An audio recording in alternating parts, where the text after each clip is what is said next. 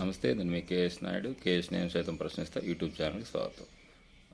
మొత్తానికి వచ్చేసి కూటమి ప్రభుత్వం గతంలో వైసీపీ గవర్నమెంట్ మీద అనేకమైనటువంటి ఆరోపణలు జరిగినాయి. అంటే భూములు కబ్జా చేశారని, లేకపోతే భూములు అన్యాక్రాంతం చేశారని చెప్పేసి, అడవి ప్రాంతాల్లో ఉన్నటువంటి భూములు కూడా లాక్కున్నారని చెప్పేసి రకరకాల స్టేట్మెంట్లు ఇచ్చింది.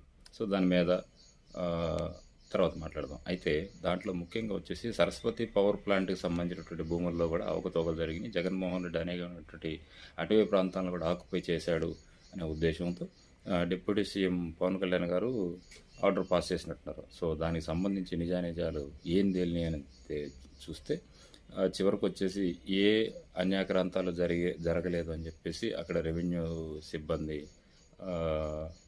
రిప్లై ఇచ్చినట్టున్నారు. సో దానికి పూర్తికి సంబంధించిన వివరాలు ఎకరాలతో సహా నేను దీనికి అటాచ్మెంట్ వీడియో చేస్తాను, చూడండి. Thank you.